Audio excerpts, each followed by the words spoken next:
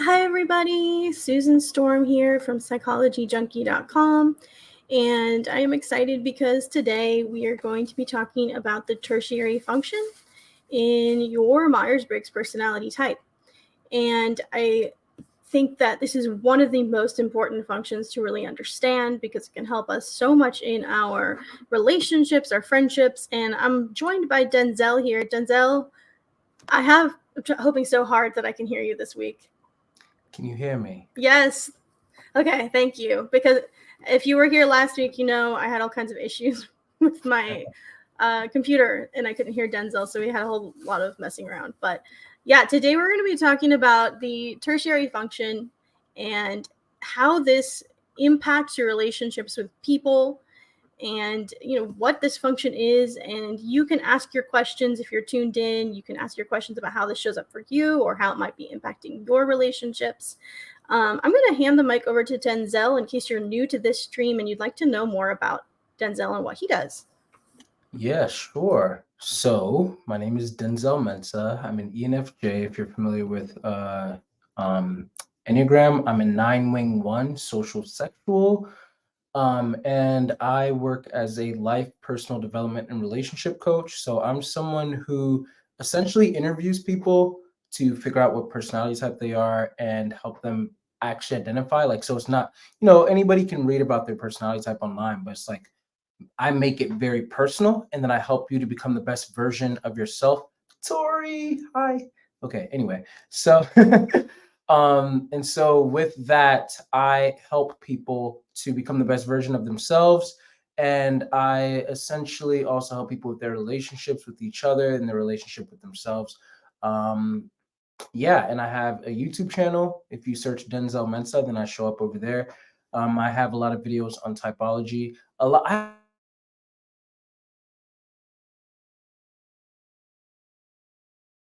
navigate my channel because there's just a lot of like interests that I like to explore. But at the basis of it, it's usually interpersonal dynamics, and typology really allows me to be able to dive into that. So yeah, I think that's the gist of what's actually relevant to share. Thank you, Denzel. And yeah, if you're watching this and you're struggling to understand your type, then I would definitely go to denzelmensa.com. He's an amazing personality coach. I've sent some of my own children, teenage children, to be profiled by him. And he's excellent at parsing out personality type and decoding it for you and then explaining it in a way that's easy to understand. So definitely go to denzelmensa.com if you want help figuring out your personality type. And if you are more interested in reading about type, you can always check out my website at psychologyjunkie.com. With that said, let's go ahead and jump right into talking about the tertiary function. I'm going to go ahead and pull up some slides here just to guide us through the process. All right, so before we jump into all this, if you're new to type, you might be wondering, what is a function? What does any of this mean at all? So function is essentially another way of just saying like a mental tool that you use to understand and perceive the world and make decisions. So we'll use terms like cognitive functions, but think of it as like a tool that you have in your mind that you use, and it's a way you perceive the world. It's a way that you narrow down decisions. So let's go ahead and jump right in. And I'm going to preface, before I get into the meat of this, some of the experts that I'm referencing here. So you might hear me talk about John Beebe a lot, Dr. John Beebe. And if you're not sure who that is, I wanted to introduce him to anyone who doesn't know. So he is an accomplished psychotherapist, a distinguished life fellow of the American Psychiatric Association, and a past president of the Carl Jung Institute of San Francisco. He is the author of Energies and Patterns in Psychological Type. And he is the one who really helped people to understand that there was an 8-function model of type. And he was really able to get deep into the cognitive functions in a way that no one really had except for Carl Jung before him. And then another person that I reference a lot is Mark Hunsaker. He is a counselor, coach, certified personality type master practitioner, and he's the author of Depth Typology, the guide map to becoming who we are. Both of these experts are people that I will reference a lot, and I just thought I should introduce you to them. And someday maybe I can actually have them on a stream. That would be incredible. All right, again, what's a cognitive function stack? If you're new to type, you're wondering, what does this even mean? What are all these auxiliary, tertiary, dominant? What does that all mean? And again, this is the mental toolbox that you have at your disposal. Your primary function stack, so your top 4 functions, showcases your most valued ways of receiving information and making decisions. So here's an example of a function stack. And if you've been with us for the past few weeks, we've gone over this before, but we're looking at ISTJ here. There's the dominant function, introverted sensing, auxiliary function, extroverted thinking, tertiary function, introverted feeling, and inferior function, extroverted intuition. So each of us has 4 primary cognitive functions, and they're different depending on your type. And the placement of those functions means something different. So the dominant function is the function that you have the most conscious energy around. You do this without really having to think that much about it usually. And but Dr. Beebe calls this the heroic function, or the superior function, some people call it, because you tend to have more superior use of this function. And if you have like a superiority complex, or you tend to feel superior in certain things, it tends to be around your dominant function. And last week we talked about the auxiliary function. That function is what supports the dominant function. It's also the function that you use when you support and protect and nurture other people. And then today we're getting into the tertiary function. And here's John Beebe's model. Usually when you look at a function stack in a graphic, it'll look something like what I'm showing you here. But John Beebe lays out the functions differently. If you look at this, there's the spine of the personality, the vertical line in the middle. And the hero would be the dominant function, and the animus would be your inferior function. And then the horizontal line crisscrossing through that shows the arms of the personality. And the reason they're called the arms is because these are the functions you use when you're interacting with others. The mother-father function, that's how you, again, take care of and support other people. And then the eternal child, which is another name for the tertiary function, is how you want to be loved and taken care of. And if you're listening to all this and you're totally lost, don't worry. We're going to try to get into this in a way that's easy to understand, but we kind of have to give all these basics to start out. All right, so just to cover some of the things we've already talked about, the spine of your personality, this is the dominant and inferior function. And this represents the core of self, your innate personality. And the dominant function, again, often has a superior heroic feeling to it. The inferior function often has a vulnerable feeling to it and is often the source of our inferiority complexes. Now, this doesn't mean that the inferior function is always bad, or it's always vulnerable, or it's always looking like this character here, really sad and dejected. You can have strength in this function as well. But often when we have an inferiority complex, it revolves around the inferior function. The arms, we've already talked about what they mean. They're associated with our relationship with the outer world, particularly with people.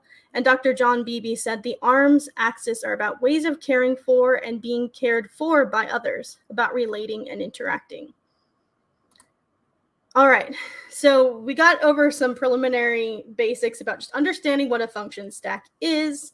And if you have any questions about this before we keep moving on, feel free to drop them in the comments. Any thoughts, Denzel, before we really dive deep into what the tertiary function is?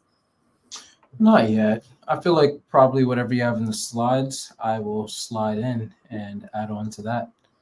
Awesome. All right, yeah, and don't hesitate if you're watching to ask a question, because we want this to be an interactive experience, and we want people to help you understand your type in a more interactive way. So the tertiary function is usually less developed and conscious than the dominant and auxiliary function. And we are typically less competent and comfortable in its use. Now, I say usually and typically because everyone has a different type of life. And some people actually become very developed in their tertiary function. And this can happen because maybe you were raised in a family. Say you're a ENTJ and you have tertiary extroverted sensing, and you were raised in a family of sensing perceivers, well, then you might have developed this function a lot more than a typical ENTJ.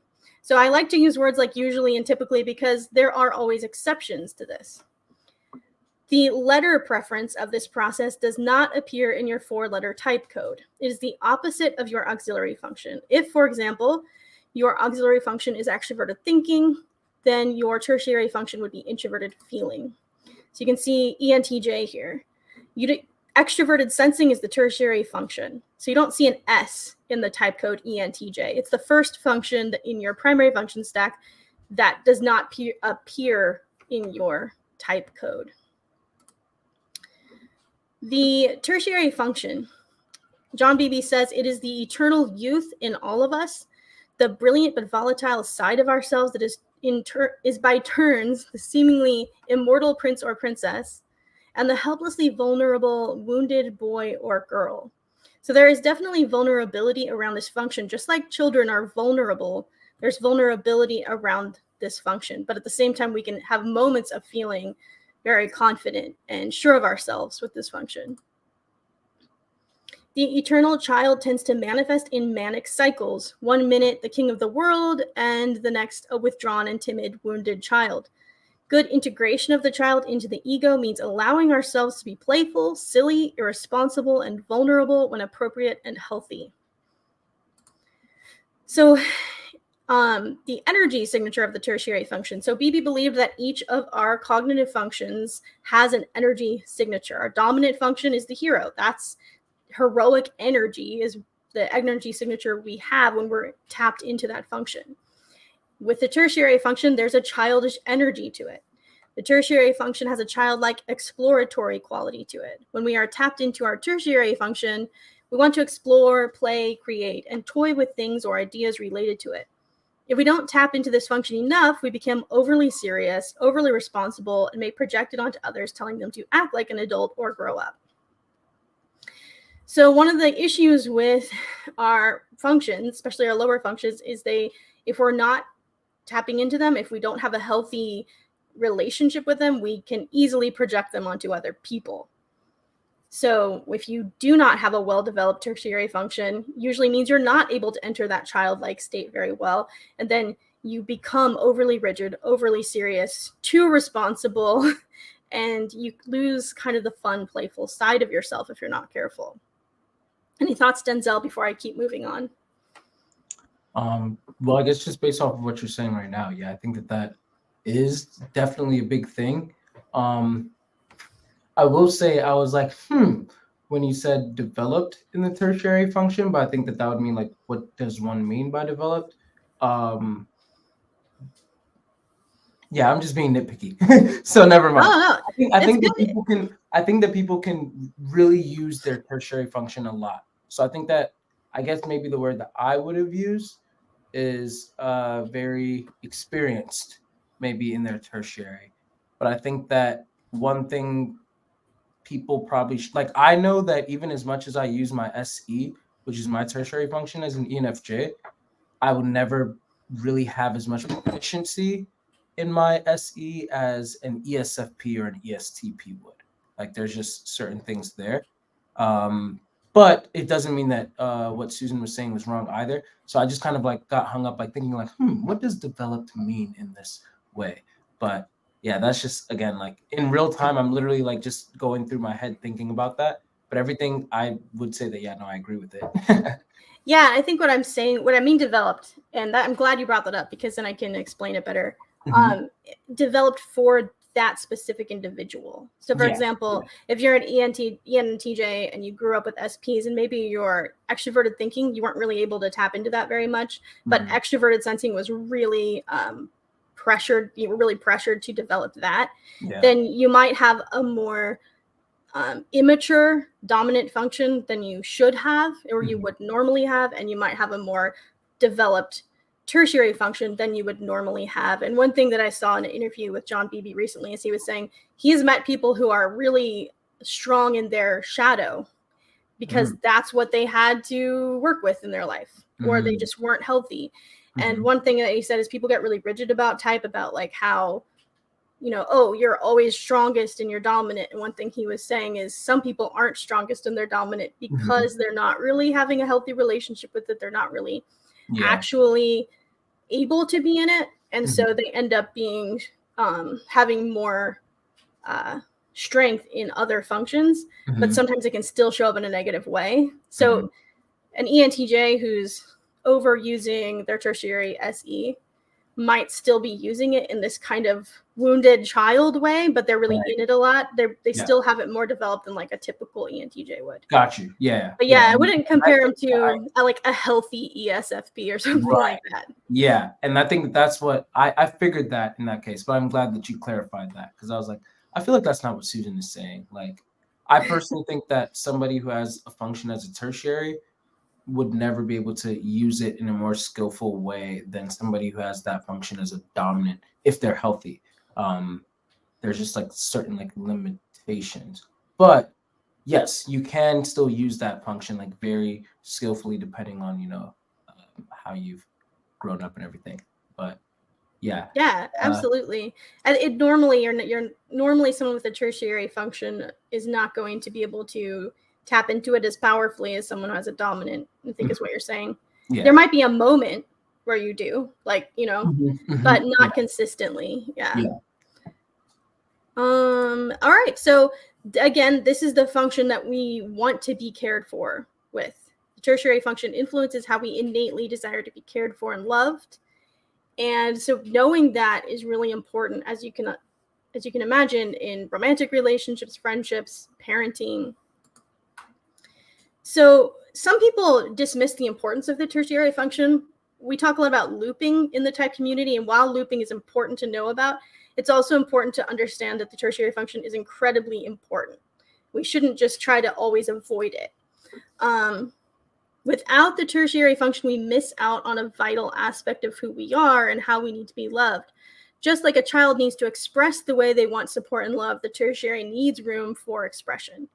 The tertiary function aids and supports you, reminding you of who you are in the same way a child can remind a parent of the beauty in play, experimentation, creativity, and vulnerability. So we need to have a healthy relationship with all our cognitive functions. Some people over-rely on their dominant and tertiary because they're in their preferred attitude. So if you're an extrovert, your dominant and tertiary function are going to be extroverted. And if you're an introvert, your dominant and tertiary function are going to be introverted. So there can be a temptation to always play around with the loop back and forth between those two functions. But you don't want to go the opposite end and just try to avoid the tertiary function either, because it is very important. Any thoughts, Denzel, before I keep moving on? All right. Now, if you want to get really deep, and I'm only going to touch on this briefly, the tertiary function is also connected to your seventh function, your trickster function. And Mark Hunziker says, in order for the tertiary function attitude child to develop, the seventh function attitude trickster must first become sufficiently differentiated to come to its defense, to make it safe enough for the child to come out of hiding and become conscious. Now, I typically don't want to get really into the shadow functions right away because I can lose people and it can be really complicated. But I do think it's important to know that there is a connection between your third and seventh functions, and that your trickster function, your seventh function, is usually operating to protect the third function. So there is an important dynamic between those two. So if you are tertiary introverted feeling, which would be INTJs or ISTJs, before you can really express how much you want introverted feeling and you want to be loved and cared for via introverted feeling, your trickster extroverted feeling might have to show up and be differentiated somewhat in your psyche in order for introverted feeling to feel safe enough to express itself. If you've ever felt that you are regularly being taken advantage of, like a helpless child, because you're not willing or able to fight dirty, and maybe that's what's needed is development of your seventh function attitude with its trickster deceptiveness. So the trickster is really important. It's kind of like the sneaky sibling, if you will, or protector of your third function. So there is, and we'll get more into that when we get to the trickster function as we continue on down the function stack. But in the meantime, it's good to know that there is this relationship between the two. And then I see a question here from Umesh. Cognitive functions are positioned in first four positions by birth or are developed after birth due to upbringing and environment. So your type, according to Myers-Briggs theory, your type is inborn. You don't develop it based on life experience. I mean, you don't get it based on life experience. You are born with it. But there is a sequence to how your functions naturally tend to develop in a normal, healthy lifestyle. Normally, your dominant function is what's going to show up first. And then in adolescence, your auxiliary function becomes more apparent, as well as your inferior. And then in midlife, you start to develop your tertiary function. That's what the official documentation from the Myers-Briggs company will tell you, is that it's birth through adolescence is dominant, then adolescence through to the 30s is more auxiliary, and then 30s and 40s is tertiary, and then after that you get more into your inferior function as well. But even though that's what the official documentation says, and I do agree with it loosely, I have seen people where it's kind of all over the place. Like you don't just only have your dominant function. For example, if Denzel, you're an ENFJ, you're really highly aware of emotions and interpersonal dynamics between people. And you probably noticed that when you were a kid, right? But you also still knew like how to interact with your environment. So you had a relationship with extroverted sensing as a child, even though you were still a kid. Do you want to shed some light on that, Denzel? Yeah. So, man, I'm trying to like condense it. I feel like when I think actually I might just add more onto that later on.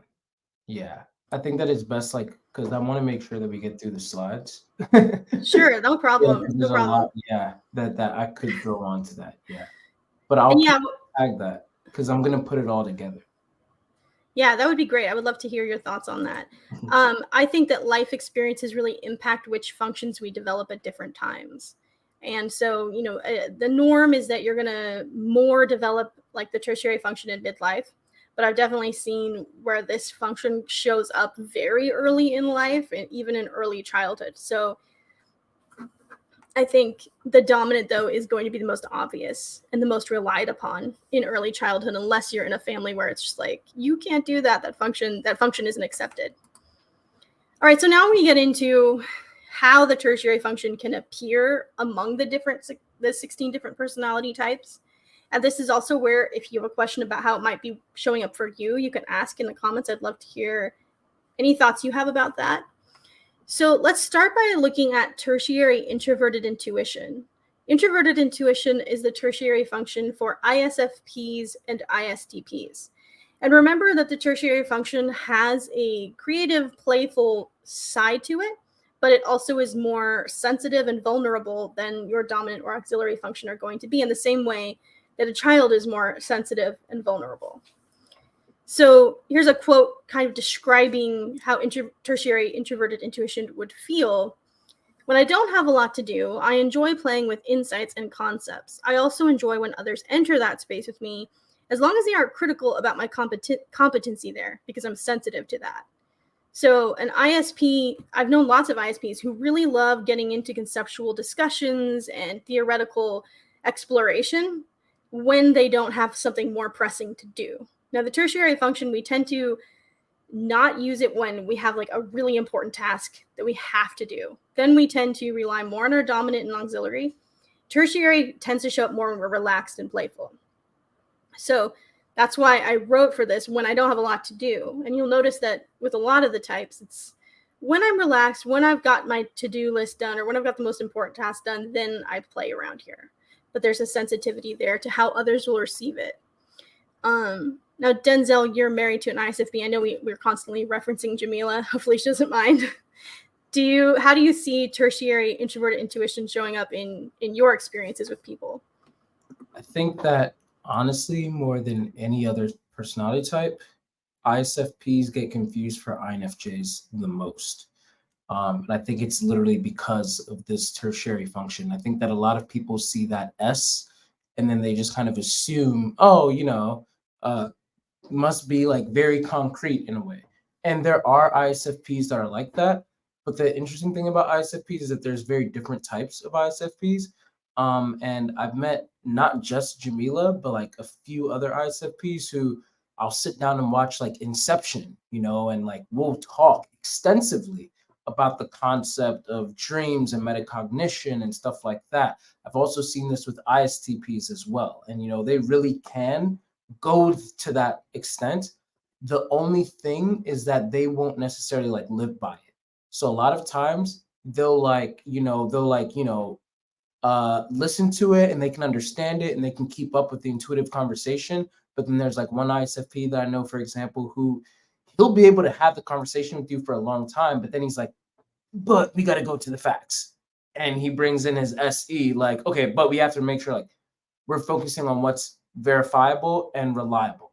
And that's what makes them a censor, quote unquote. So it's not necessarily they can't keep up with the intuitive conversation. They understand it all. A lot of them really do understand it all, but like they're more comfortable with what can be known, what can be verified. But instead of thinking long term, it's more about what can I do right now. A lot of ISFPs, they sometimes try to think long term for too long, and it's not until they get into their SE and just start moving and start enjoying in the moment, they start really like, understanding like, okay, like I can ISPs are the types that when they say we'll cross that bridge when we get there, like they're the types who can cross the bridge when they get there.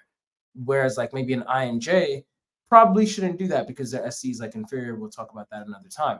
So with ISPs, their thing is usually like jump into action, like just start moving. Once you start getting into action and everything, the more that you actually are actually, touching the thing and, actively engaging with it and, allowing your senses to hit within, you have facts to be able to go off of. That's when you have more ability to tap into your intuition. And then they also use a lot of that in their artistic pursuits as well. Like we see Michael Jackson a lot of times, like even this is very, very, very, very, very controversial, but ISFP Taylor Swift, who I believe is just an ISFP Enneagram 3. I'm probably going to get Susan crucified for that. I'm so sorry, but come attack me instead. But yeah, I think that that's like one of those things where it's like, all of the symbolism that's like thrown into the art and everything.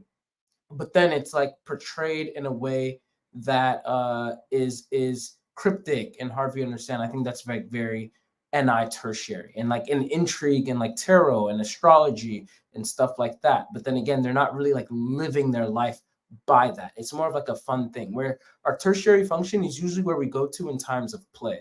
So I think that ISFPs and ISTPs usually like to like go to these places. This is where you have the ISTP who has a lot of conspiracy theories, and they can entertain those like a lot of times. But then it's like at the end of the day, they're like, okay, but I guess I do have to like focus on the facts. We don't know this for sure, which is what SE would do. So, and I feel like you can't ever really talk about the tertiary function unless if you're talking about the auxiliary function. So for all of these, just a heads up, I'm going to be referencing the auxiliary a lot because they're always tethered to each other. Thank you, Denzel. I think those are amazing examples. And then you reminded me of I have an aunt who I believe is an ISFP, and her house is filled with tarots and different religious books, but she doesn't take it too seriously. I remember asking her about her tarot cards one time. I was like, oh, I didn't know you did that or whatever. She was like, oh, it's just fun. It's just a bit of fun. Very down to earth, but loves playing around with these kind of different spiritual philosophies and abstract concepts and metaphysical things. Yeah, and I'm in a bathroom because I traveled for the week and the outlet's not working, so I'm gonna like fidget with the light switch real quick just to. Yeah, no problem. No problem. Good luck. All right, so then we have tertiary extroverted intuition, and this is what you'll see with ESTJ and ESFJ personality types. Here's a quote about what it might feel like. When I'm not busy with more important things, I enjoy brainstorming, innovating, and considering what-if scenarios. I enjoy playing here with others if they're open-minded, but I feel embarrassed if my ideas aren't accepted. So the way this can show up is ESJs, they also actually tend to mistype as intuitives a lot. I've noticed because they do value extroverted intuition, and it is in their tertiary position. But it is more in times of play and relaxation than it is their normal day-to-day life. But you'll find that they can really have this offbeat sense of humor. They can make these creative, humorous connections. They can ask bizarre what if question. They enjoy brainstorming. And this is, when they're in that place, they can look almost like extroverted intuitives. I mean, not with the same, if you didn't know a lot about type, you might think, oh, wow, they're really good at brainstorming and making these random connections. They must be an ENP or something like that. But this is their way of playing, relaxing, but usually in their day-to-day life, they're going to defer to sensing. So they're going to defer more frequently to what are the facts? What do I know to be the working thing to do based on my life experience? But when they're relaxed and playful, you'll see this more creative, brainstorming, imaginative side show up for them. Any thoughts, Denzel, about how extroverted intuition shows up for ESFJs and ESTJs? Yeah, so this is definitely a space where you get a lot of like quirky ESFJs and ESTJs, like the ESTJs and ESFJs who like very into like Star Wars, for example, and then you wouldn't really like think like, oh wow, you're such a normie, but now all of a sudden you get like very like quirky and like nerdy because you're talking about these things, and then they start to look maybe like an ENFP or an ENTP, depending on which ones, they have the same functions. And so a lot of times these types really can, like I've seen a lot of ESFJs get mistyped as ENFPs or even ENTPs because of that tertiary function that they do tend to go to a lot. And a lot of people tend to underestimate how much a tertiary function can show up. And so that's why we still have to like really know the difference between where it's at the dominant and where it's at the tertiary, and know the auxiliary that they're really like using at the same time. But yeah, I think that this is where you have the people who are very interested in like a lot of like quirky, nerdy types of things. I have an ESTJ father-in-law who every single time that like we're going over to his place for Thanksgiving and stuff like that, he has a new game that he wants to play. Like he just loves like trying like these new games, like, and there's like board games and stuff like that, that he just wants everybody like, join in on. And he also likes to ensue chaos. We usually say that the ENFPs and the ENTPs are the ones who like to kind of like start a fire and then just walk away and see what happens. The tertiary.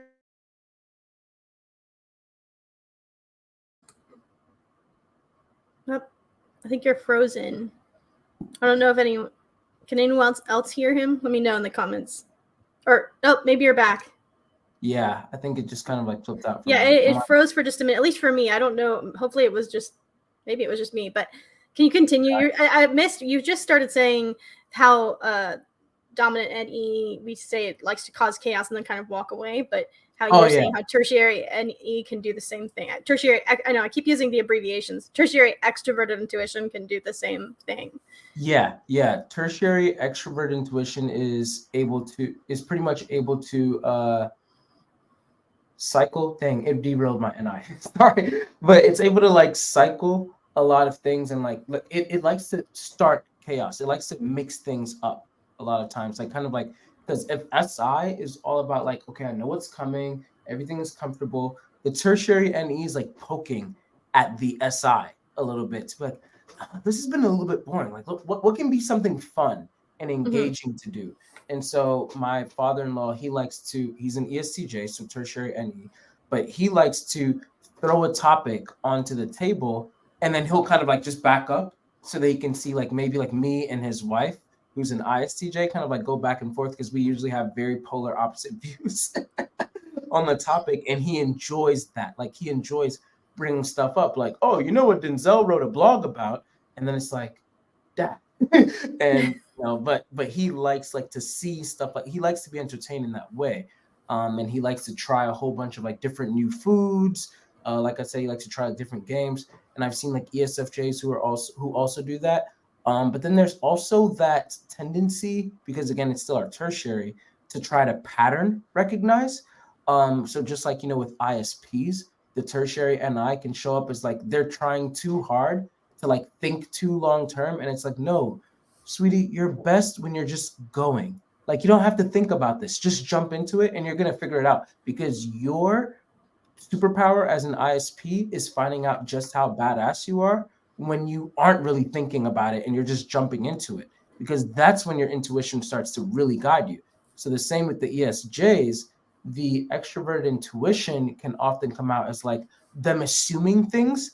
And it's like, wait, but has this been like consistent? Like, yeah, I feel like this person's probably going to do this because XYZ and this is that. And it's like, wait, but have they done that in the past? Refer back to that SI. It's like, well, no. So it's like, so then what's making you assume that right now? Or like what information is giving you reason to start thinking of all these crazy ideas of what might happen when that hasn't been what history has shown you? So let's stick to what history has shown you, and from there you can start extrapolating. That's when your NE works best, when it's really working with your SI. Like, okay, no, I actually have receipts and references for this. But yeah, usually this is the place where like they like to like just play around and be kind of like different, like surprise people with their quirky side. Because people usually just see them as like very SI and like straight and like narrow type of people. But you'd be surprised how quickly they can turn into like goofballs. Yeah, absolutely. I've definitely known a lot of ESJs who thought they were ENPs because they were so in touch with their extroverted intuition. And then as they learned more about type, they realized they were ESJs. That it was just they really identify with this innovative kind of chaos loving playful side of themselves. And that's again where when you're trying to figure out your type or the type of somebody else, look at the energy that it's always coming with. Look at is it always coming with a protective, supportive, this is what you should do and let me help you guide you along this way with, is it that the kind of energy that it's that function is being given in? I'm struggling with words here a little bit. If so, then that might be the auxiliary function of that person. Is it always showing up when they're at play? Then you might be seeing their tertiary function. Now, this doesn't mean you never use your other functions at play. An ESTP is going to use extroverted sensing when they're playing around too. But if it just tends to be on the back burner until there's a moment of playful vulnerability and silliness, then there's a good chance that it's the tertiary function showing up. Let's look at tertiary introverted sensing. I know we get a lot of INFPs and INTPs who tune in, so I think this is a good one to touch on. I enjoy reminiscing and creating comforting traditions. I want to have my memories and rituals honored, even if they seem silly to other people. If someone mocks my rituals or if they point out flaws in my memories, I feel ashamed or defensive. So for INPs, a lot of times when they are feeling relaxed and when they're able to play around, it's like they want to revisit something that gave them a good experience in the past. I know many INPs who they have a favorite video game, movie, book, and they will revisit over and over and over and over again. And they have these little, what's the word? They'll make comments and joke around using stories and impressions from their past that maybe not the other people with them don't always get. Like they'll use like some kind of term that was from a movie, for example, and they'll use it playfully in conversation, and maybe not everyone saw the movie or knows where that reference came from, so they're kind of confused. But INPs really like to do that when they're in a playful mood, and they feel really defensive of these traditions and these rituals. And so if you come along and you're like, that's a stupid thing, you've already read that book 15 times, why are you reading it again? That's like, please do not do that to an INP, because that's sacred to them. And also if you say, well, your memory of this experience isn't actually what happened, then that can also be a really a sore spot for them. They can suddenly retreat and be like, oh my gosh, what? Either get really defensive or feel really vulnerable when that happens. And then I see a comment here from Eric. Literally getting my son interested in old Nintendo games on an emulator so I can show him how to win the old school game, or to own the old school games. And Eric, I don't know what your type preferences are, but I'm guessing that maybe you have INP preferences based on this comment. And yeah, I think that it's really important to people who have introverted sensing in their stack, whether they're SJs or NPs, to be able to share what they loved as a kid with their kids. I think everyone wants to do that a little bit, but I think especially for anyone who has introverted sensing in their function stack. I'm going to pass the mic over to Denzel. Your thoughts on INFPs, INTPs, and their tertiary introverted sensing function. And if you hear him use the term SI, he means introverted sensing. Right. I always, just in case anyone's not sure on that. Yeah, I'm going to try to do better with that using the long term. But yeah, I've seen this a lot with, they tend to be more into routine than we might expect. So like a lot of INPs, they really like their comfort. They really like to stay kind of in a safe zone. So a lot of times, they might have their comfort foods, they might have their comfort shows. Like a lot of INPs that I know, they kind of like just like to watch the Office and kind of like rewatch it and rewatch it and rewatch it, reread certain like reread certain like books and stuff like that, and just kind of like be like around. um and I think that also another thing, like kind of like what Susan was saying, like they really can be nostalgic. Like tertiary SI really can get stuck sometimes in that. Like it can serve them very well when it's actually like in a healthy space. Like, oh man, I really enjoyed this time, and then what happened with this and this is that. I think especially for INFPs, because they have both that FI and that SI kind of like going, so it makes like incredible nostalgia. Whereas for INTPs, they do have a level of nostalgia, but a lot of times it's also them just kind of like making like they're referencing the information that they already like know, and they're kind of staying in that pocket of information that they know. And it's not until the extrovert intuition kind of comes in and branches them off into different spaces that they're able to now expand that SI, because extroverted intuition is what expands the SI for you. And so then they're able to like know more about whatever, like about different types of topics and stuff like that, because they've explored different areas of either that exact topic or different topics. But sometimes it could also be a place where they get really stuck. They can be very hung up on like past tragic things, such as like maybe like an ex that they had broken up with, or maybe like just some people who are not really like in their lives anymore, or a time period in their life. Like, man, I miss so much when I was like in elementary school, and or when I was back even in college or whatever it might be. And they might get so stuck in that time period that their extroverted intuition might be like, hey, you should probably get out and create new experiences and new novelty, explore new things, so that now instead of just being so hung up on what could have been and what has been in the past, how about we make right now great? So again, like I said, everything with the tertiary, to me, I think it's always going to be attached to the auxiliary function. And so when you're an INP, then that tertiary SI, that tertiary introverted sensing, when it's really getting stuck there, then it's really good for you to get into that extrovert intuition. And it's a very optimistic function. Extroverted intuition, when it's used well, it's the most optimistic function of all 8 functions. It's like, oh, I'm so hopeful and so bouncy about, wow, all of the possibilities that this could happen. Like I think about The Greatest Showman, like he's like, a million dreams are keeping me awake.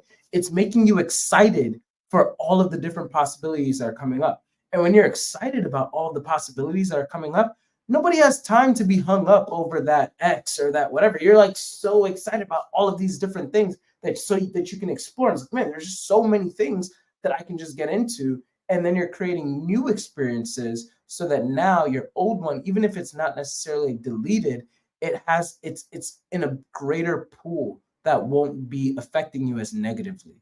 So I think that's a lot of times what I've seen for tertiary SI, tertiary introverted sensing.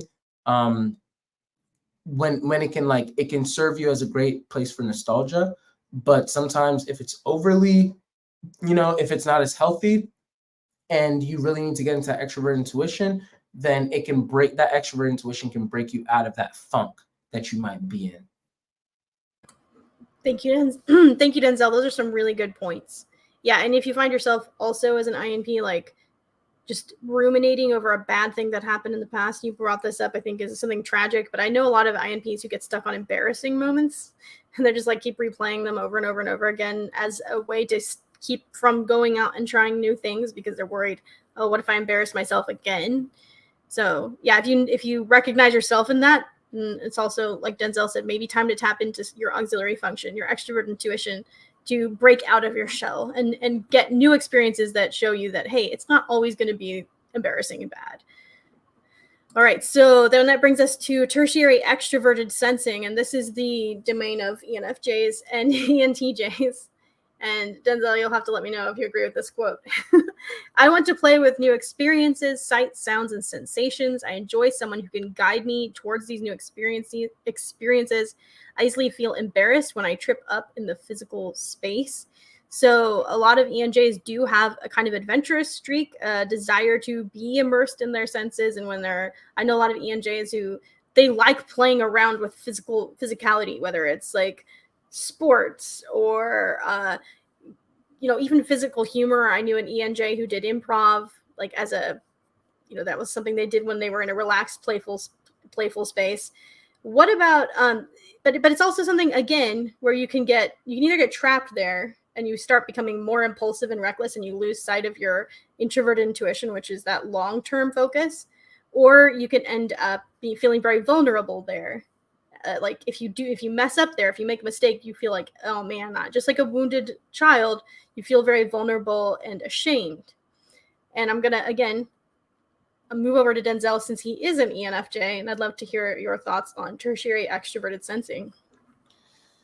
Phew, so much to say here. First and foremost, shameless plug. If you go to my channel, then my YouTube channel, Denzel Mensah, then one of my latest videos was seeing how all four of my functions interact with each other. And I think that'll give a very interesting view of how, at least for me as an ENFJ, my relationship with all four of my functions, especially my extroverted sensing. You'll see how extroverted sensing and introverted intuition, even though they're always tethered, they're pretty different, but then they also work together at the same time. So with ENJs, extroverted sensing, again, the tertiary function is a place where we go to in times of play. And so a lot of ENJs love to go to their extroverted sensing to play. And extroverted sensing is actually like a play function. So it's kind of fun. It's the place where a lot of ENJs, including myself, might go to when they want to like skateboard, when they want to swim, when they want to like act, when they want to, even like get into a place where they might be like saying like very like flirtatious jokes and stuff like that, just to kind of like feel an energy. This is the place where like a lot of ENJs, they start experimenting with style. They start realizing like, oh, wow, you know what? Life doesn't really have to be all about meaning and substance in this way. You can still have the substance, but there's nothing wrong with actually like looking good. In fact, a lot of ENJs realize like, hey, in order for me to be able to actually attract people, to be able to see all the substance that I have, this is the way the world is. You do have to look good. And so extroverted sensing like puts that up for you. It allows you to be able to like have this kind of like keen awareness of style and fashion and stuff like that, to be able to then draw in attention, but then you're able to hold that attention with that introverted intuition if you've developed it enough. Extroverted sensing also often serves as you getting into action. That's something that the ENJs are very good at doing. When they are having an intuitive idea, having that introverted intuition and that extroverted sensing like right next to each other, it's like they won't just sit around with that idea until it loads up to 100% and have every single nook and cranny like planned out before they take action, but rather they'll have it planned out to a far enough extent, but then they trust themselves enough to be able to improvise, which is extroverted sensing's like ability. It's able to improvise. It still has that, just like what we said with the ISP, like we'll cross that bridge when we get there. ISPs are better at crossing that bridge when they get there, with having less of a plan. And so ENJs, they should plan a little bit more before they do that, but they don't have to plan all the way. So a lot of times they are able to just kind of jump into action. And, it's like, okay, from here on out, like if something goes off the rails or something, I can figure it out. But when it's unhealthy, very sensory indulgent. Sometimes like it could be alcoholics, substance abuse. Sometimes it's overly sexual, like having multiple sexual partners and trying to like, just feel something to be able to like very like visceral, a lot of times it's a short attention span, it's impulsivity. Delayed gratification is very healthy for an ENJ to learn, but when they do not know how to practice delayed gratification because they want something now, and they're not thinking as long term with that introvert intuition, it can get them into trouble. So they're just hopping into something and they're not really thinking too much about the long term. They're always still thinking somewhat about a long term. They're not super impulsive, but they could be more thoughtful than what it is. Like, okay, I know that maybe I shouldn't sleep with that person, but probably I should sleep with this person because this is that, right? It's like, but maybe you just shouldn't sleep with anybody at all. Maybe you should just kind of chill out, whatever. Obviously, that's just one example. It's not always the case, but like anything that serving the senses and leading into impulsivity, not having you think things through a little bit more, focusing too much on what's like right where you can see it rather than like what's going on behind the curtain. That's when extroverted sensing can really be like a lot.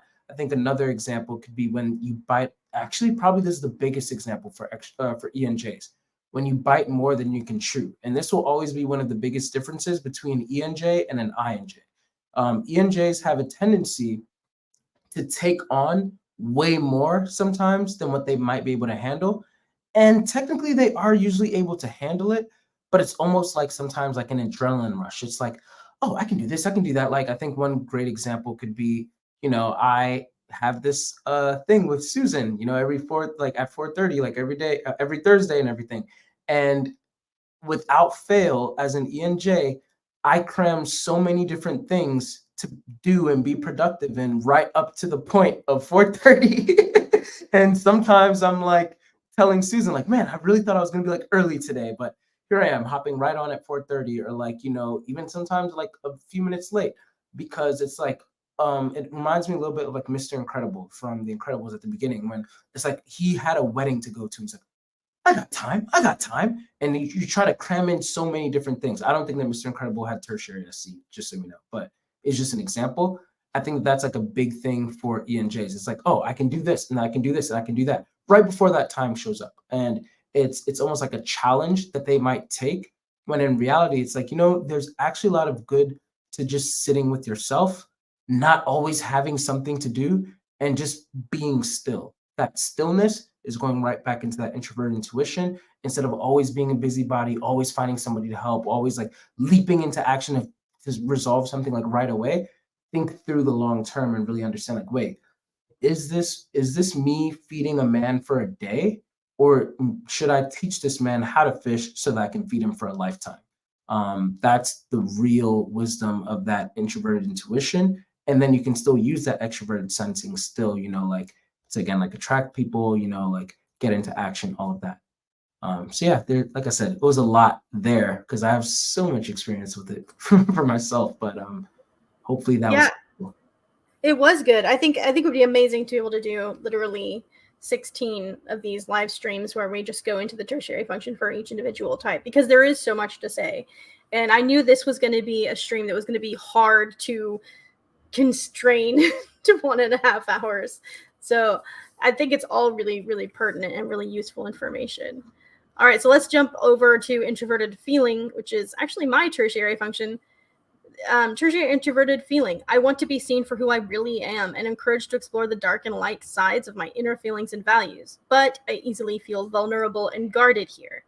So ITJs, they tend to look very serious and no nonsense, but they actually are very mushy on the inside, but you may not know it. But to be seen for who they really are is very important. This is, again, the tertiary function. It's the way we play, but it's also how we want to be cared for. So to be actually seen by someone else for who you really are is very important to ITJs. To have your convictions and values affirmed and appreciated and respected is very important.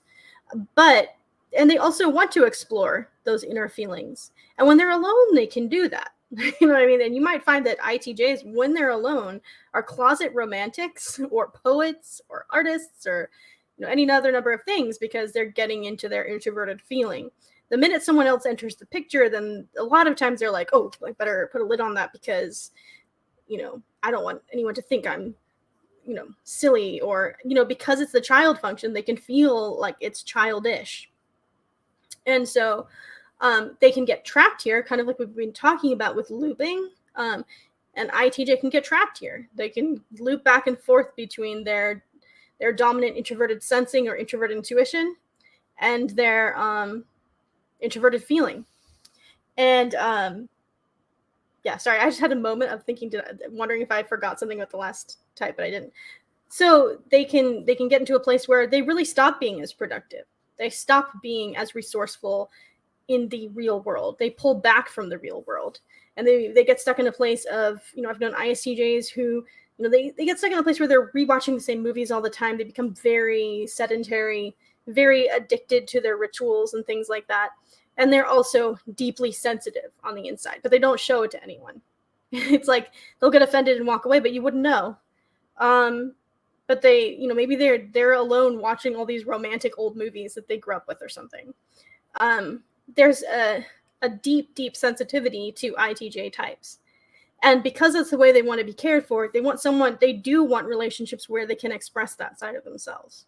But it's also scary for them because the minute someone maybe dismisses or devalues one of those introverted feeling emotions or values, they can very easily clam up and put a lid on it. So I know Denzel has seen my introverted feeling side on literally every trip that I ever take where he's there. And every time I take a trip and Denzel's going to be around, I'm like, this is not happening this time. And he'll ask me, like one time, it was last year, he asked me a question about, I think it was like, what is one time when you felt really seen by somebody or something like that, like really seen for you really were? And it was terrible because we were walking in the middle of this really crowded street in Disney World. And just him asking me that question, I'm like, oh, that's a great question. My introverted feeling was really excited about that question. But as soon as I started verbalizing the moment in my life where I felt seen, I immediately started crying in the middle of this crowded street in Hollywood Studios, Disney World, like bad crying too, like ugly crying. And I had no Kleenexes. It was just horrible. And so this can happen sometimes with ITJs where you think they're all serious and they, a lot of people think that they don't have these deep feelings. But if someone actually is like, oh, let me like reach out to your introverted feeling side, there's actually a whole bunch of emotion there. And sometimes it's kind of scary for them to actually express it because something like that might happen. I'm not saying all ITJs are going to fall apart if you try to get into their introverted feeling. But I actually know quite a few that do. They get real emotional. And they want to be around people who can recognize that part of themselves, but also not. Also be careful that, if you know an ITJ, that you're not critiquing that part of them when it shows up, because that's like a super sensitive area. And literally everyone's tertiary function is very sensitive. So you have to be careful with anyone when they're showing you their tertiary child function, just the way that you're sensitive with a child who's like, hey, look at my picture. And it's like a stick figure. When someone's showing you their tertiary function, you're not going to be like, well, that's stupid.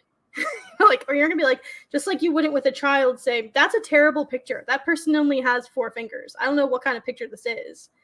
Like, you wouldn't do that with a child. So when someone shows you their child function, you want to be careful that you're not doing that you're not saying, well, you're being an idiot right now. I don't know what your problem is, why you're doing this. It's literally very similar to telling a child that their preschool picture was that it sucks. So, knowing, again, this is one of the reasons why knowing this is so important.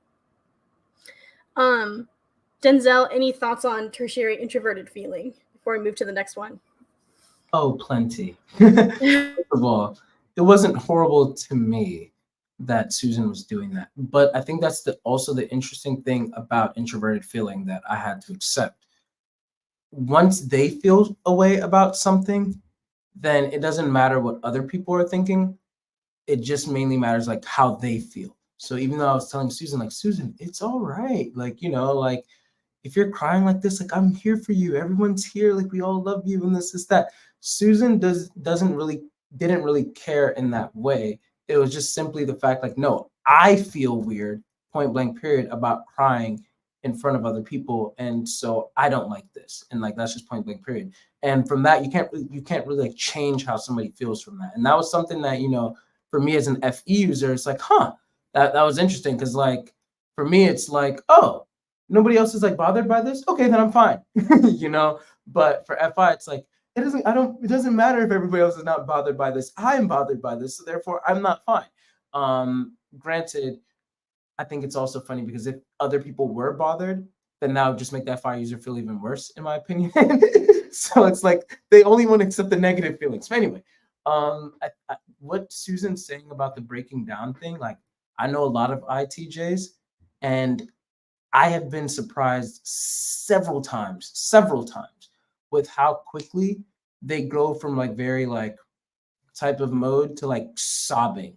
And it would be like in a moment that I had no idea was about to happen. Like usually with a lot of people, I'm able to tell when like, oh, this is we're getting into a territory where this person might break down.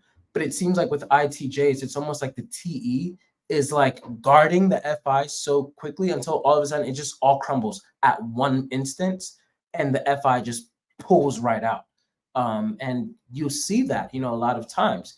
And I have another comment on that, but I think that I'll save it for the tertiary TE.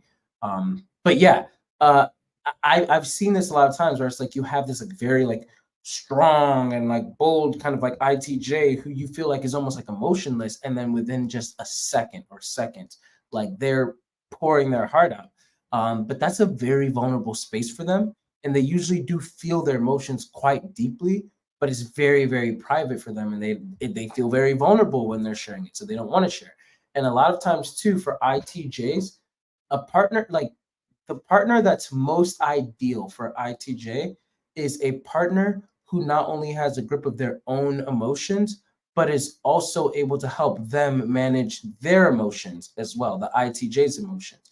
Because the ITJ, a lot of times, is like, oh, I already have this tertiary introverted feeling that I have to deal with. And a lot of times, a lot of ITJs see it a little bit as like a burden or like overwhelming. And now when they have this over emotional partner, then it's like, okay, this is too much. This is too much. Like I'm very like, this is a lot for me.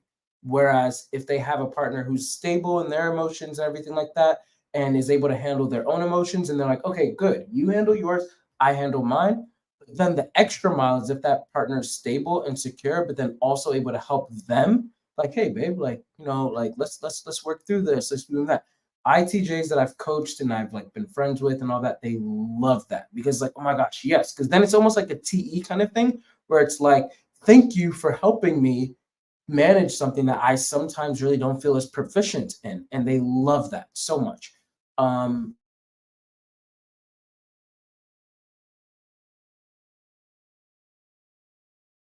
Or its negative side, I guess I should say.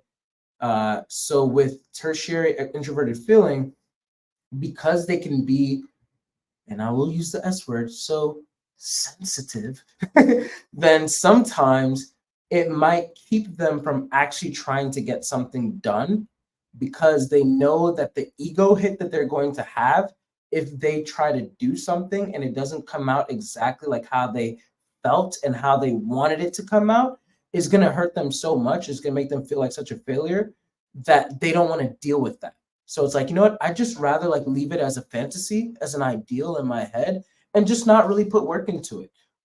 Because then I don't really ever have to face the reality that maybe I'm idealizing this thing right now, and me facing that reality is going to hurt me. But in actuality, the best thing to do is again that auxiliary function. Allow your extroverted thinking to be what gets rewarded. Like, wow, I'm so glad I was able to actually like do this and actually get it done. Done is better than perfect. And now I can calibrate it and I can get some feedback from the external world and continue to better it and build it up to maybe that ideal that I'm looking for, rather than thinking, oh, I'm going to get it at that ideal the first time that I put it out there and nobody will have anything to say about what I've created. So once ITJs really gets like focus on that and they really start to like take pride in their work without being fearful that the ideal won't be attained, then they become very powerful forces. Thank you, thank you, Denzel. My voice like goes hoarse every time you're talking. I'm glad you're not crying this time. No, I crying on a live stream. That might just be the last live stream we ever have. She's not lying, guys. Yeah, so I think everything that he said is really useful, and I have so much more I want to say, but I know we're going to run into 5 o'clock and we still have quite a few to go over. I want to say, though, if you're watching this and you're like, oh, I have questions and things like that, you don't have to wait till the end of this stream to ask your questions, okay? Because we may end up running into 6 p.m. Eastern time, and I have to get off and go take care of my kids at that point. So if you have a question while we're talking, please ask. And then also, we are going to revisit the tertiary function again in the future. I am convinced that we will, because there's just so much more to explore here. So be aware that we're going to get more into this in future streams as well. All right, so let's move on to tertiary extroverted feeling. There's so much I have to say about this one because I'm married to someone with tertiary extroverted feeling. All right, so I enjoy emotionally connecting with others and getting affirmation and positive or playful vibes. I care about making a good impression, and I feel vulnerable when I make a social misstep or people don't receive me well. So tertiary extroverted feeling is usually very charming. It's very aware of the emotional dynamics going on in the room, similarly to how an extroverted feeling dominant type would be, but it's not usually with the same amount of competence or strength. It's still coming at it from that child archetype energy. And so ESTPs, ENTPs, they can usually be very charming, very playfully reactive and responsive to people. It can show up like making silly jokes to connect with people, flirting to connect with people, even teasing and arguing to connect with people. They have this kind of childish charm that is, like this boyish. I mean, even if they're not always, even if they're not men, to like this kind of like adorable, boyish cuteness, like charming quality. I'm explaining this in a way that, anyways, but they can really rub shoulders with people easily. They can really, get into a banter with someone really easily and create rapport with people easily. But they also care a lot about how people receive them. You'd think, oh, these are thinkers. They don't care how people receive them. They're really just all about logic. But this is not true for ETPs. They actually care. They don't, like, this can show up, people talk about perceivers always being late. Some ESTPs and ENTPs, they don't want to be late because that would look bad on them. Now, some are really late all the time. But others, they hate when they make this big social faux pas. Like they say a funny joke and it lands wrong or things like that.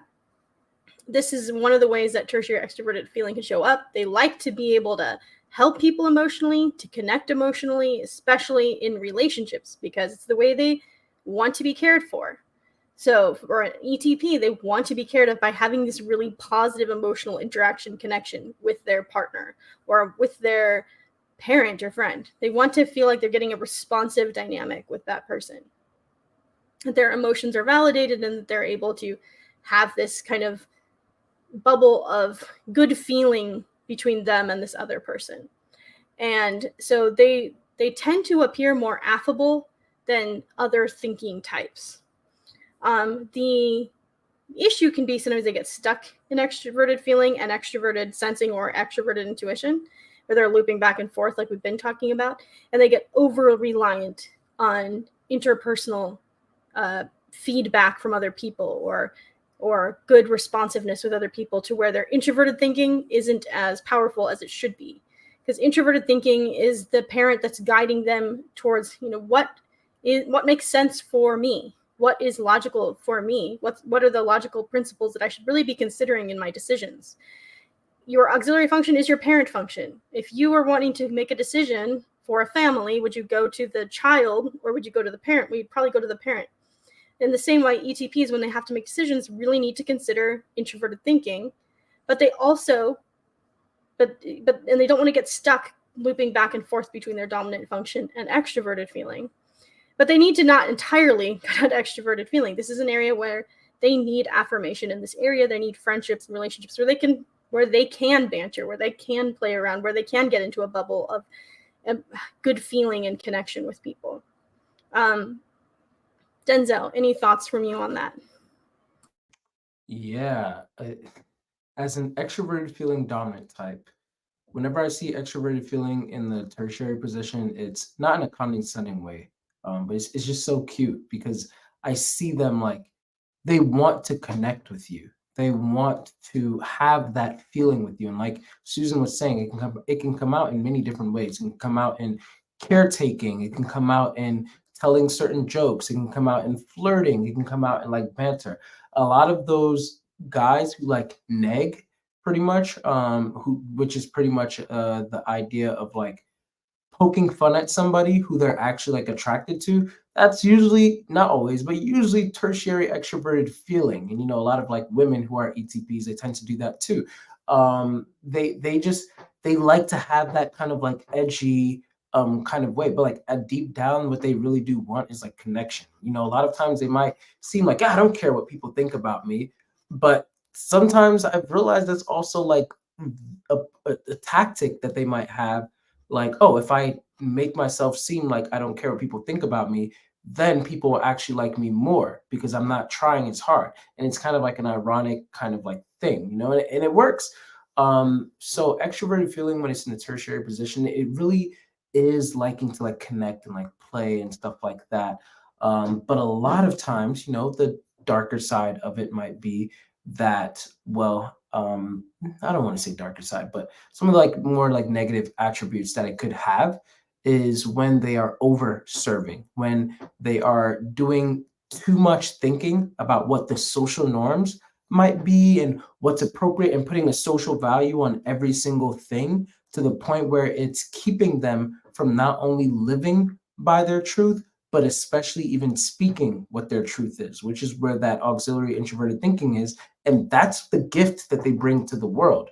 The gift that ETPs bring to the world is, hey, when I feel close enough and comfortable with people, I want to be able to say things in an honest manner that's going to actually be helpful, not hurtful. But it might be hurtful, not in how I deliver it, but just because of the content itself, because it's just so honest. But I need to help you guys to be able to understand, this logic, or like this, what this might be. So a lot of times they can be seen as jerks, because really what they're doing is they're just speaking their mind.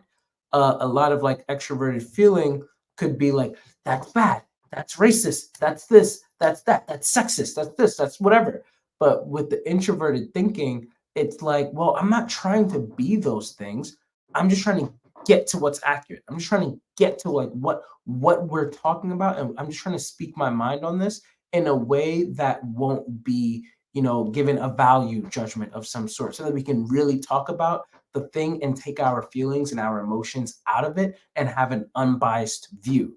So introverted thinking is not always accurate, but it's usually always shooting for accuracy. And the way to do that a lot of times is to strip out biases and emotions and certain value judgments that extroverted feeling might throw on there. But then once you have that and you have that truth, now is when you bring that extroverted feeling in to be able to deliver these things to the people in a way that they'll actually be receptive to, because nobody cares what you know until they know that you care. So that's where the extroverted feeling really comes in for an ETP. And the another thing is, they should make sure that they're in communities that people will actually appreciate those nuggets of knowledge that they might share with those people. If you're in a community where your extroverted feeling tertiary is keeping you, but you're not really like agreeing with, like, for example, like their theology and stuff like that, but it's like, oh, but if I leave this church, then I'm not going to have any friends.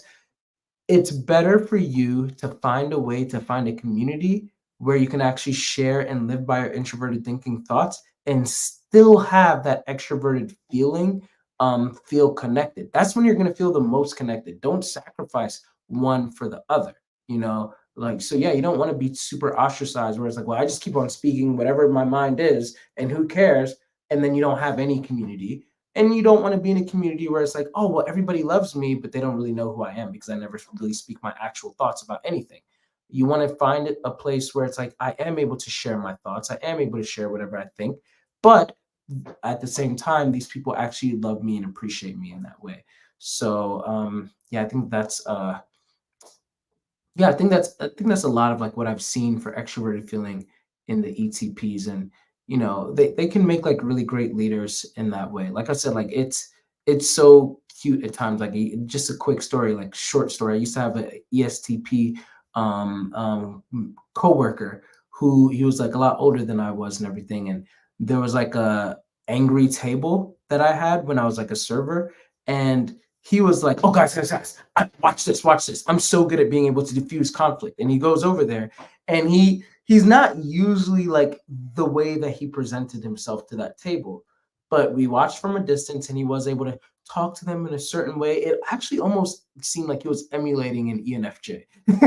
And he was able to diffuse the conflict and everything. And then he comes back and he's like, "Yeah, guys, look at me." And I literally in that moment, I thought like, wow, this is FE child. Like, this is like FE tertiary. Like, did you see that? Did you see what I did? Diffuse that conflict. Like, that kind of thing. And, you want to pat him on the head. You so totally rock, Squirt. Like that kind of like thing. You want to do that for all the tertiary functions, because yeah, they're not like, that guy is not going to try to now bring societies together in the way that Martin Luther King Jr. maybe did, but he still did something, and that saved the day in some way. And I think that with every tertiary function, you want to be able to reward them and see that. In the same way that Susan said, yeah, you're not going to like tell someone, tell a 10-year-old, like, why the heck does this drawing have 4 fingers? Ew, that's ugly. So yeah. Thank you, Denzel. And I noticed a comment here from Umesh. ENFJ and EST play could be hurtful to ISFP. I'm not sure. Yeah, so for ISFPs, extroverted feeling is in the oppositional role, which we'll get into in a few weeks. So sometimes teasing and messing around with people and pushing buttons via extroverted feeling can feel oppositional to ISFPs. It can feel like, are you trying to make me mad? Like, are you trying to piss me off? Because that's what it feels like. Sometimes it can feel that way to an ISFP, especially if you're an ISFP and maybe the ETP is pushing a button related to something that's actually really important for you, like it's a really strong value that you hold, then that could definitely happen. And there are sometimes these conflicts between feeling perceivers and feeling judgers, sometimes, but especially the ETPs, because there's sometimes a tough dynamic between tertiary extroverted feeling and then introverted feeling. And we can get more into that at another time, because it's a great observation that you're making, that could be. And yeah, there's a lot more information we can go into. I'm kind of dying inside that I can't go into more information. All right, so tertiary introverted thinking. This is for INFJs and ISFJs. In my downtime, I enjoy playing with logical concepts, how something works, how a human's mind works, how an idea works. I enjoy exploring these components, but only with someone who won't be too dismissive or critical as I explore. So IFJs, a lot of times people think, oh, they're feelers, they don't really care about logic, but actually IFJs love diving into the nuts and bolts of how their interest works. So if they're into psychology, they love getting into all the nuts and bolts of psychology. IFJs who are into typology, they want to understand all the little components and pieces of typology and how it all fits together. ISFJs who are really into sewing, they'll learn everything about how a sewing machine works and how to get it working together.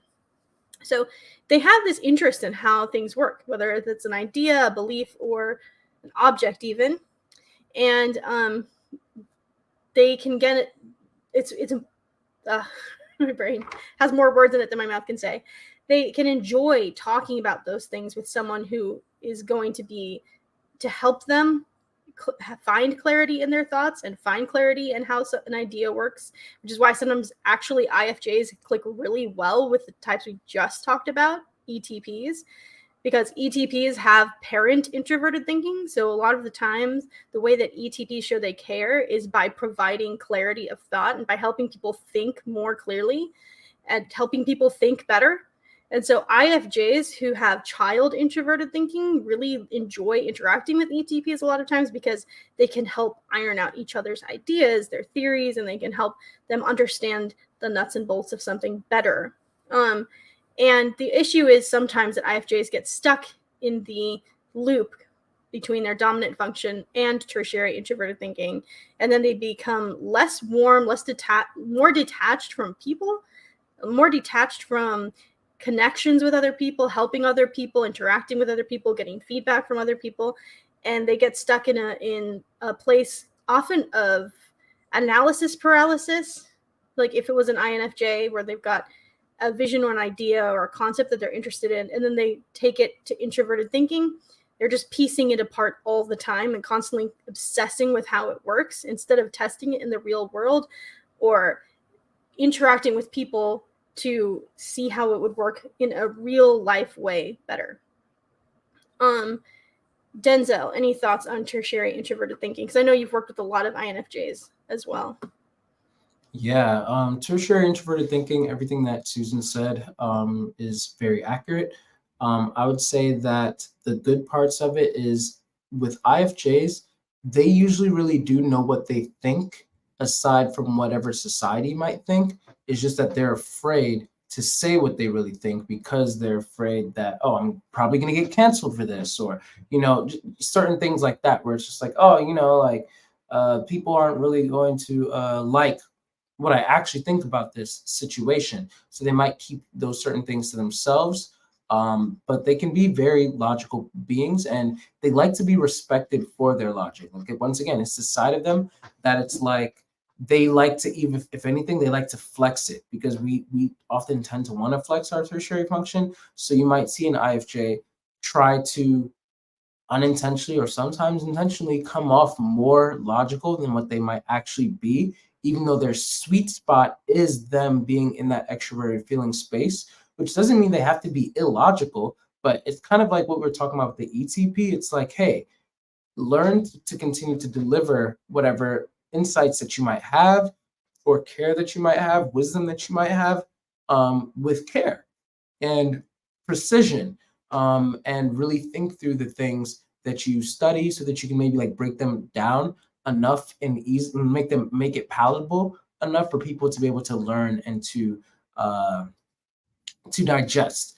So I think that's like one big thing. I think that tertiary introverted thinking can also come out a lot of times in liking to play with certain games like Tetris, Rubik's cubes, Sudoku puzzles, like anything that you have to like kind of like figure stuff out. They really like to do that. It can be very pedantic at times, so it's like really like focused on like finding the right word to use.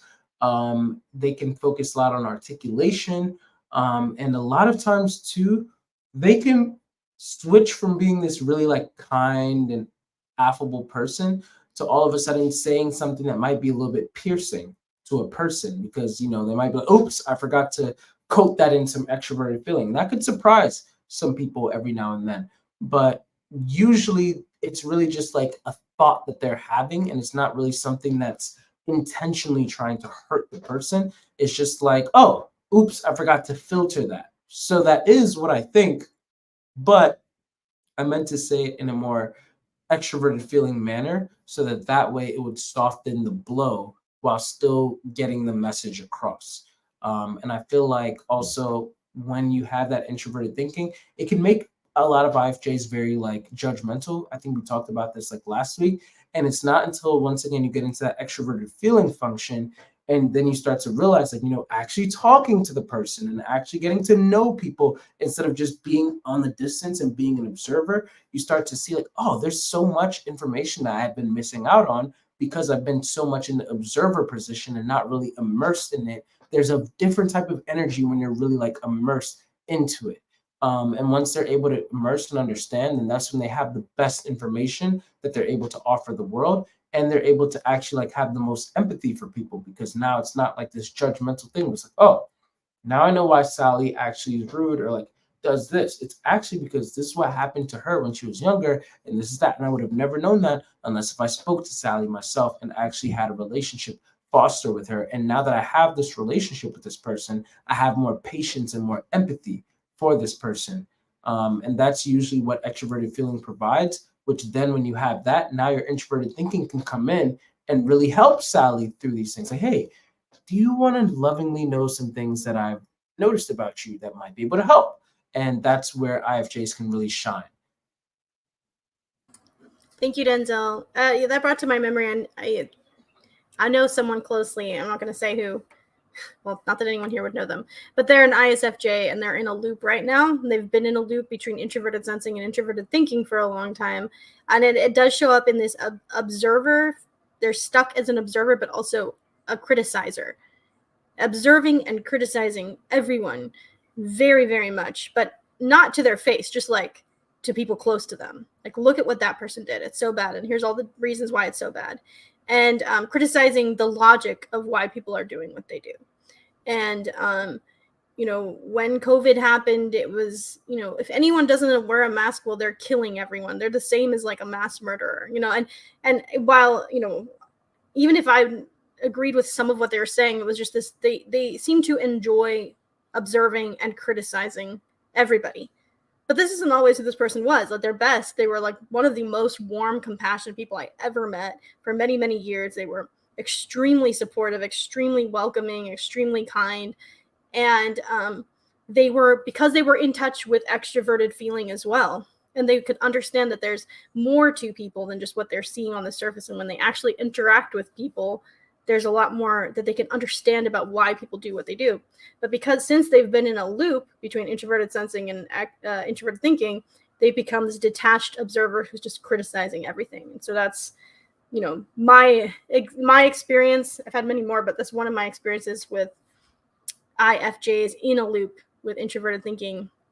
And yeah, if you recognize yourself in that, it's a sign that, yeah, you do have an extroverted side to your personality. Maybe it's time to go out and actually talk to these people that you have these preconceived ideas about and find out that there's more to them than that. Not to go down, be down on IFJs, because they're really wonderful people when they're at their best. That's just one way they can show up in an unhealthy way.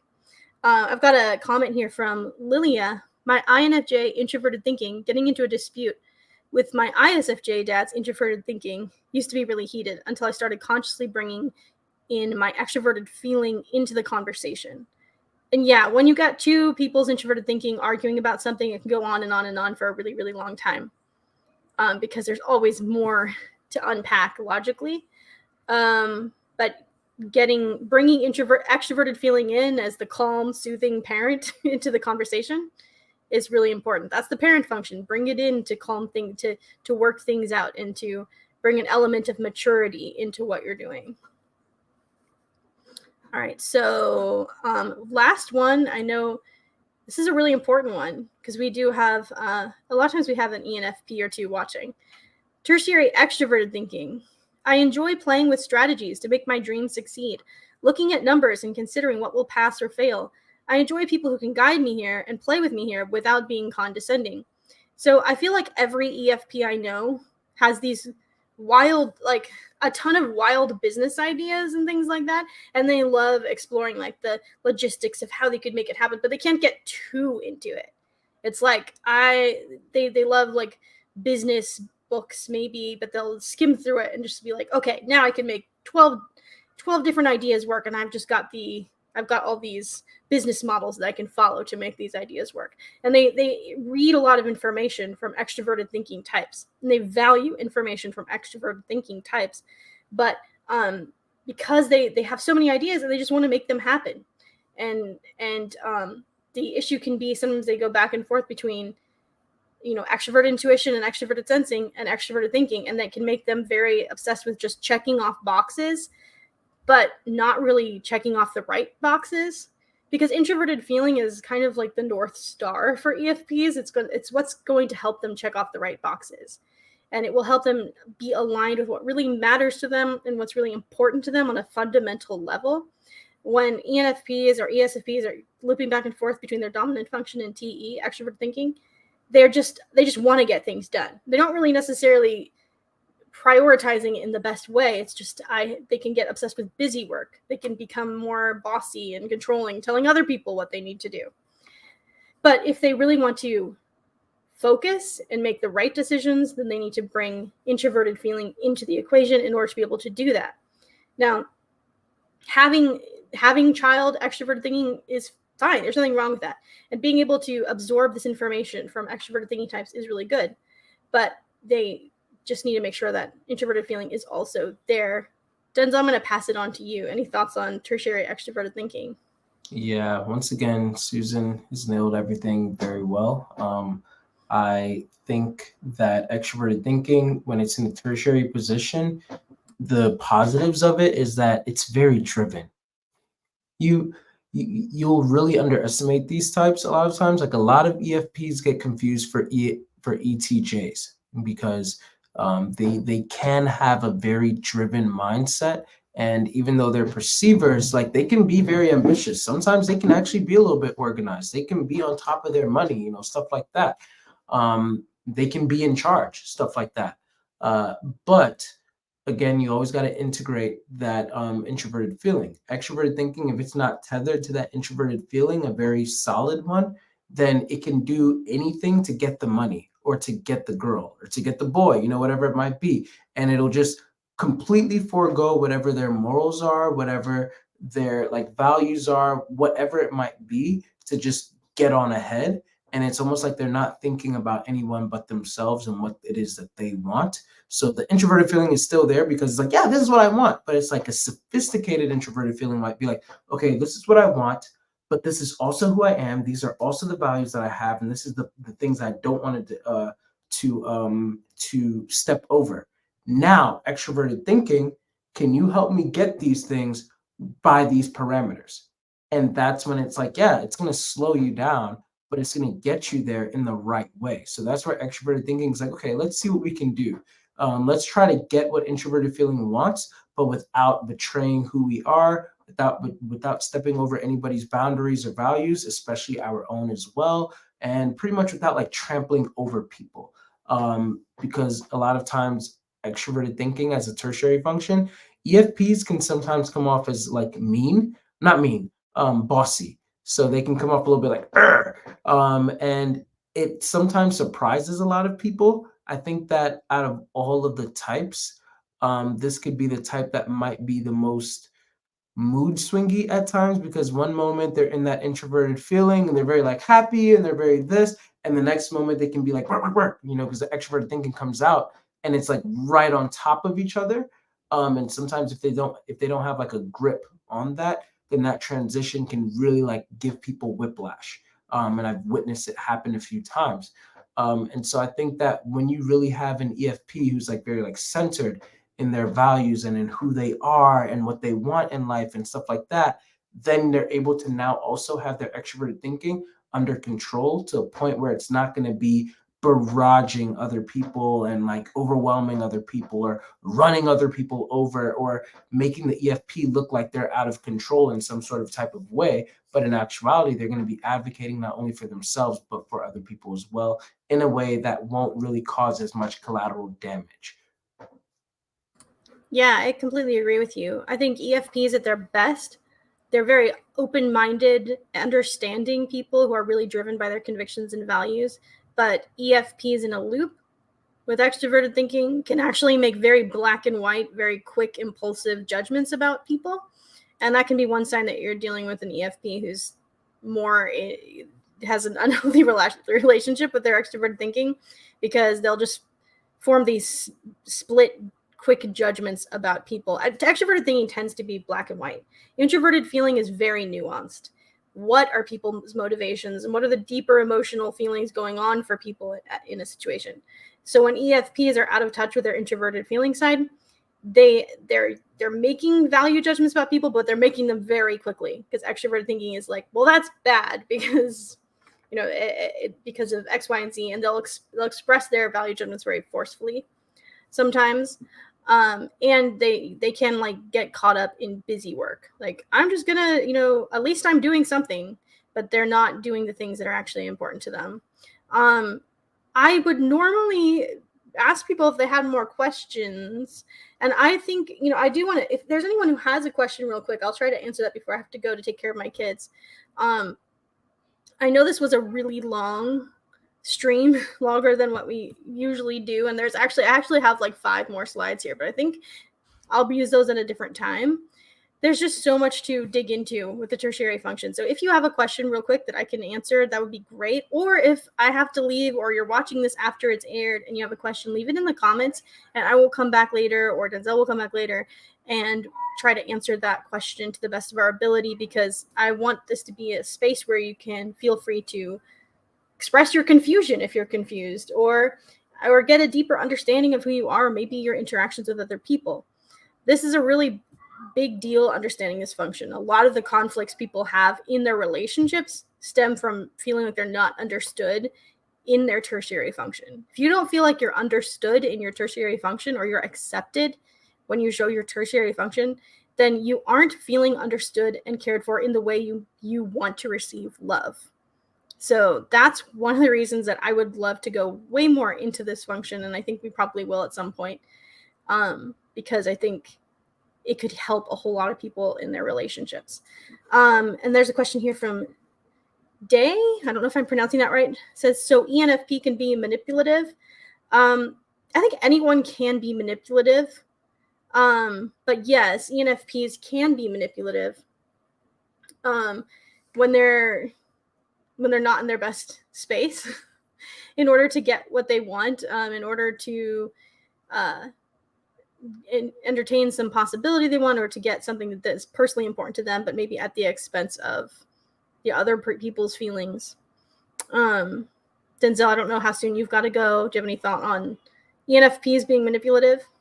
I think that I mentioned it earlier, but if we watch the show The Greatest Showman, the movie The Greatest Showman, I believe that he was a great example of an ENFP, and he had a genuine heart. He really wanted to help. He was a good guy, but there was a point where he was too focused on himself and too focused on his TE that he literally said, like, at the expense of other people, he was like, but if I do this, it'll ruin me. And it's like, wow. So you weren't thinking about like the other people, and he like mixed and finessed certain things, and was able to get where he wants. I think that another example could be if you look at the movie Sing and Sing 2. The guy, like the koala bear, I forgot his name, Mr. Blue or something like that. He's an ENFP, in my opinion. And again, he's not a bad guy, but I do think that the nature sometimes of ENFP can be like, okay, I have to like, finesse a little bit to get to where I need to go. Aladdin is another example of an ENFP. He manipulated, but he wasn't a bad guy. It's just sometimes they feel like I have to do these things in order to get to where I need to get to. And it isn't until their FI really becomes very sophisticated and strong that they're like, okay, this would be the shortcut, easy way to get there, and it would be whatever, but that's manipulation in a bad way, and I'm better than that. I want to be true to who I am, so I'm gonna go the harder, longer route. But that's gonna keep me, more close to who I am. And I think that, like Susan said, every type is capable of manipulation. There are trends with certain types. I'm an ENFJ, and I'm aware that our type is one of the top in that whole manipulation sphere. So I'm not just trashing on EFPs with that. But different types manipulate in different ways. And so yes, ENFPs can be manipulative, but they're not always manipulative, especially if they've developed their introverted feeling function. Yeah, thank you for explaining that, Denzel. And maybe we need to do a video sometime that's how the types are manipulative. Maybe that'll be fun. Because I do find people like just throwing certain types in the garbage and being like, oh, this type's manipulative. And I'm like, I want to say, no, we can all be manipulative. And that's where, again, when we get into our trickster function, that's sometimes how people get manipulative. It's through their trickster or their seventh function too. And I see Tor said maybe part 2 tertiary function video. Yeah, we might have to do a part 2 at some point, because this is like 10 not even probably 2% of what I would say about the tertiary function. So well, Susan literally messaged me in advance, and she was like, there's so much I want to say about this function, and we won't have time. It's like, yeah. Yep. Yeah, and I got a migraine like halfway through this stream. So my brain started getting fuzzy. And then when I would start explaining, I'm like, no, I had so many great things to say, and now they're just evaporating. So yeah, I think a part 2 would be great to do sometime. Yeah, and I think what Lilia said too about kind of like what you already said, Susan, how every type manipulates would be a very interesting episode to pretty much have, because every type, like I said, is very capable of doing it, and they'll do it for different reasons. And as an ENFJ, not that all ENFJs think this way, but as one of them, I don't think that manipulation is always a bad thing. I think it's just a tool. It's what you're accomplishing. Like, I've manipulated situations or orchestrated events that worked in people's benefit vast majority of the time. It's just that they didn't know that I was the one who was behind it. And that's kind of like how it is. And I've seen ENTJs do the same thing. It's like, oh, I see what they did there.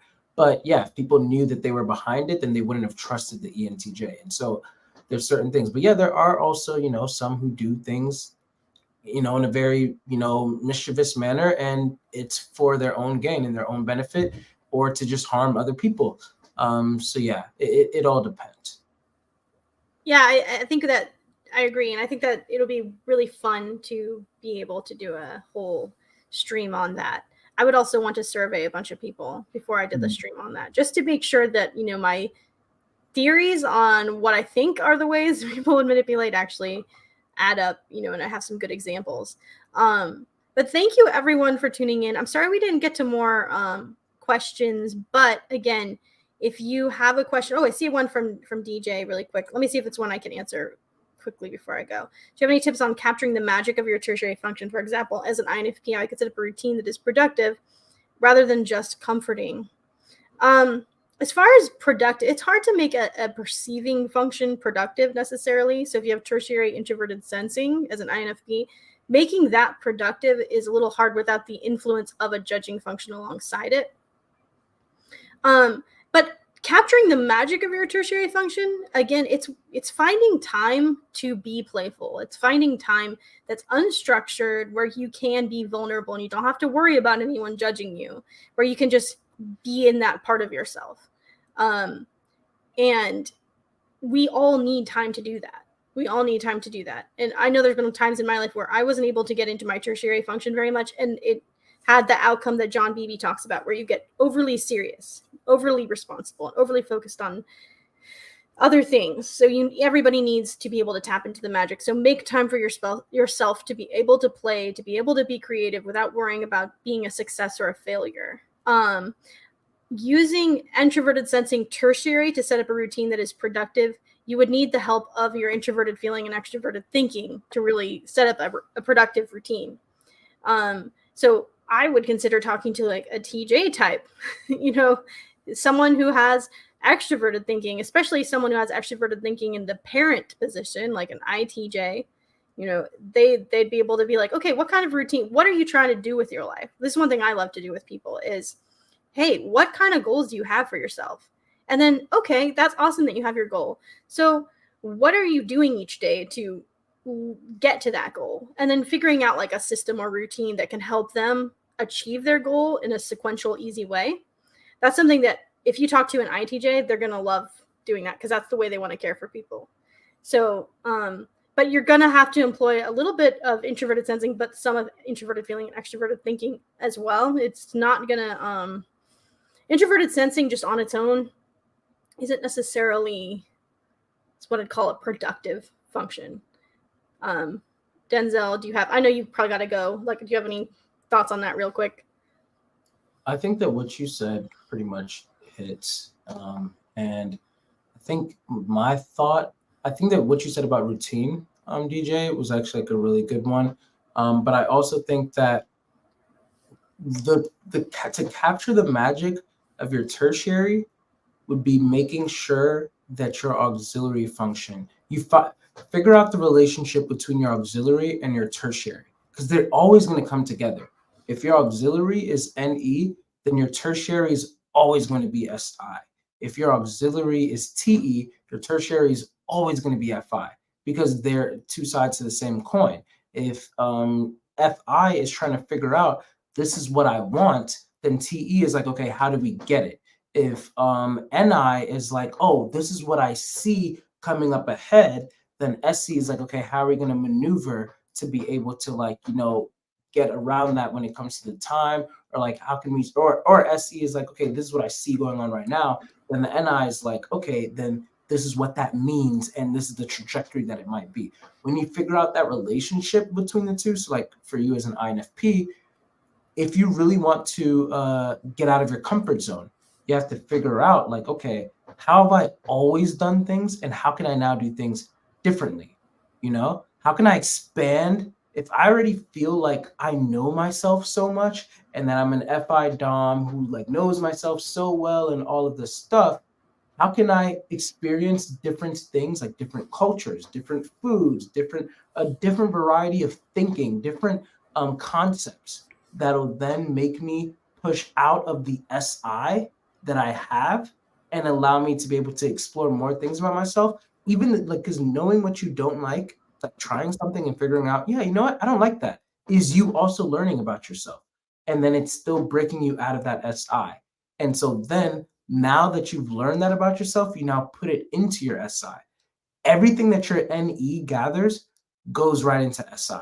So that's where the magic really comes. You have to really get into that NE so that it can generate a lot of content for your SI to now store. So that then when you do have those moments of like, okay, I'm going to take a break from my NE for a little bit, then you'll have a way better lounge of SI things that your NE has been able to gather rather than a stale river because you haven't been adding new things to it.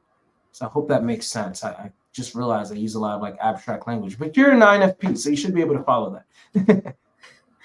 Thank you, Denzel. I think that was amazing and excellent. Like all your examples are, you're really good at coming up with the perfect metaphor on the spot, and I always appreciate that. And I think that, that's your introverted intuition parent coming in. I will help you understand this through a brilliant metaphor. Thank you, everyone who showed up. Thank you, Tor, Mike, Day, Lilia. I mean, there's so much great feedback we got from all of you. Thank you. And next week, if it works out with Denzel's schedule, we're going to be talking about the inferior function. But again, there's so much more we could talk about with tertiary. So I think, we'll do another video at some point in the future. And leave any questions you have in the comments, or you can email me at susanstorm@psychologyjunkie.com if you have a question as well. And if you want to have your help understanding your type, or if you want coaching related to type, Denzel, do you want to quick tell people how they can reach out to you? Yes, if you go to denzelmensah.com, you will be able to find my services there. For profiling session, I'll be able to sit down and interview you, and we will figure out not only what your best fit personality type is, but then also how to develop yourself to become a better version of yourself in that personality type. So then that's where the coaching will then come in too, where if you're facing a certain challenge with either, just how you're showing up in the world, or how you're interfacing with other people, or relationship challenges, I offer relationship coaching as well. All of those things I'll be able to help you out with. And yeah, I think that's like mainly the big things. If my schedule on the website doesn't really suit your time zone too much, just feel free to email me at denzelmensah94@gmail.com, and just title it like session or something. And it's like, oh, hi, I live in China. And, I would, my best times, unfortunately, would be like at 12 a.m. your time or whatever. Obviously, I'm not going to leave 12 a.m. or something open for like on my site, for people to book like all the time or whatever from my time. But if there's like special occasions, and I do like to manage my energy, like, okay, let's set this for like 2 weeks from now, so that way I know on this date I should have energy for a profiling session at 12 a.m. or whatever it might be. The things on my site are usually just like what I know that I can be available for the most. But yeah, and then lastly, I have a YouTube channel, denzelmensah.com. If you like what you see, go ahead and subscribe and like the videos there. Check out a lot of the older videos. I think that there's a lot of gold there, even though I didn't have as fancy of a camera back then. And yeah. Thank Thanks. you, Denzel. Oh, sorry to interrupt you. Oh, no, I was Thank saying, you. thanks for having me. Thank you, Denzel. You always bring so much insight into these streams, and I'm really excited about what we were able to discuss today. And I know a lot of people will benefit from it. And thank you, everyone who logged in to be part of this. It's nice. It doesn't feel lonely talking about type. I much prefer this to just recording myself alone. It's really nice to be able to hear from you, to get your comments and questions. So thank you so much. And we'll see you hopefully next week as we talk about the inferior function. Everyone have a great week. Thank you so much. Bye.